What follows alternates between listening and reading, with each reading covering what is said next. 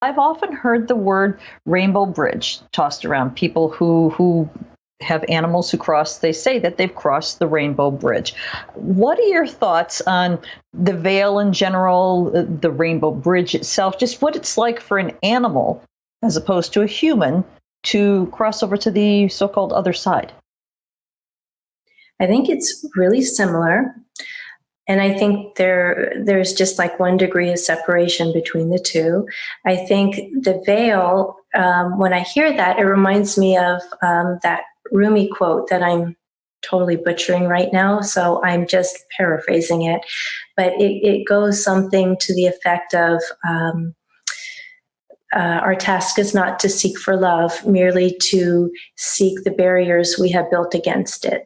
And when I think of the veil, I think of the barriers that we have built against being able to sense and perceive energy that is our birthright to be able to be in relationship. So the veil is more of a filter of perception. And the truth is that energy is always there. That energy of your loved ones, your dog, your cat, your grandma, your child, all of those energies are always here for us because life really is eternal and life is the equivalent of love. And love is always everlasting. So then that Rumi poem comes up to mind because the barriers and the filters, the armoring that we have put up within our heart is the thing that makes it harder to move through, to be actually able to have access to that. So when you work on being able to let go of our conditioning that we all have built up inside of us, it helps us to be able to perceive with all of our senses instead of simply our logical mind. And then when you talk about the rainbow bridge is the activation of an energy that joins both realms. So the earth realm combined with the energy on the other side.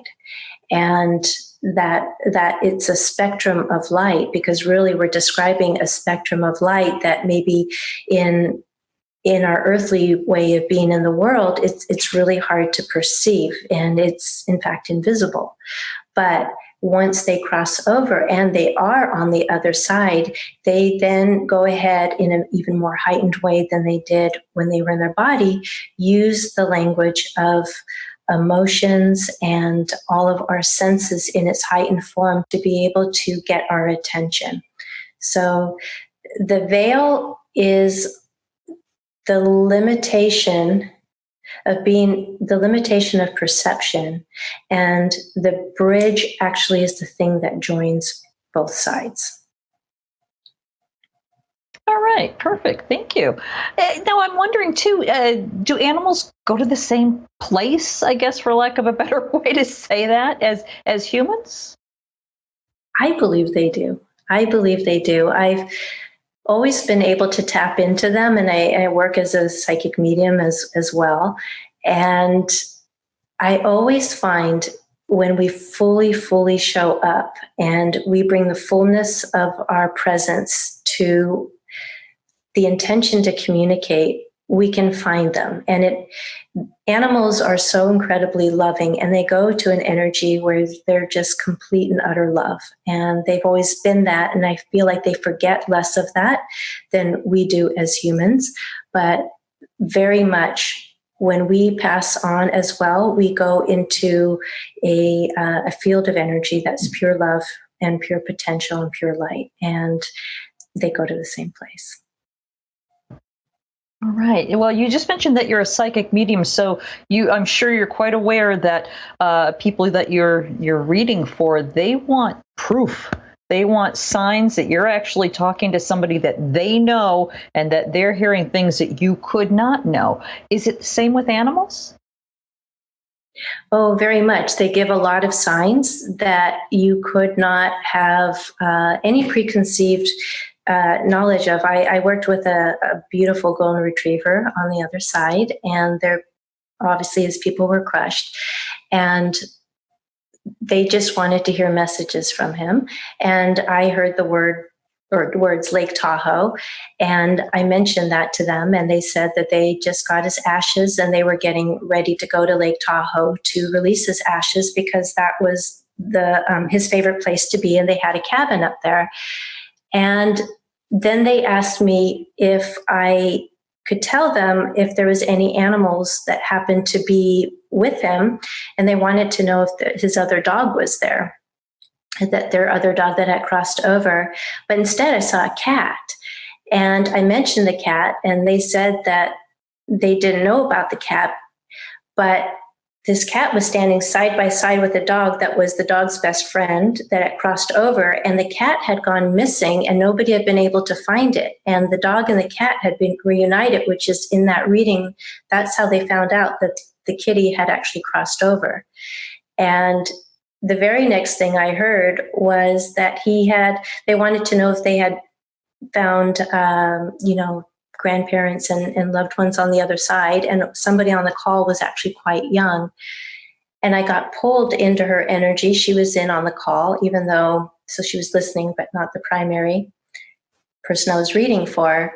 And I felt this really sweet pull to somebody she loved on the other side. And my logical mind kicked in, and I thought, she's too young to have somebody on the other side. But this dog is showing me he's very much with this person.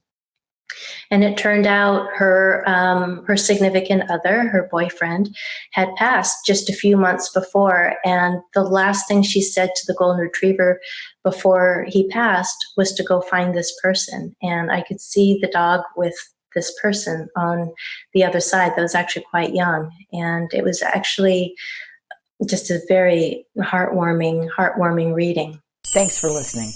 Check out Castle Gate, a novel based on my own ancestral healing journey, at lisabonis.com. In 1921, 4 men set off from Scotland to the United States. Will Garrock, his brother Pete, his son Willie, and his nephew Thomas, all coal miners. They left behind the miners' rows and the nationwide mining strike with its soup kitchens. Their destination was Castlegate, Utah, where they had kin to welcome them before sending for their wives and children. They prospered in America, working in one of the finest mines in Utah. Until that tragic day, March 8th, 1924. Disaster struck. 3 explosions, trapping 171 men inside. Rescue crews worked tirelessly for days, but sadly, they could not save a soul. Women were widowed and children were orphaned, and some never recovered from their broken hearts. Castlegate is the true and tragic saga of a Scottish family whose dreams of finding their fortunes in the bountiful coal mines of Castlegate, Utah during the Prohibition era explode in one of the most devastating mine disasters in American history. Learn more at lisabonis.com.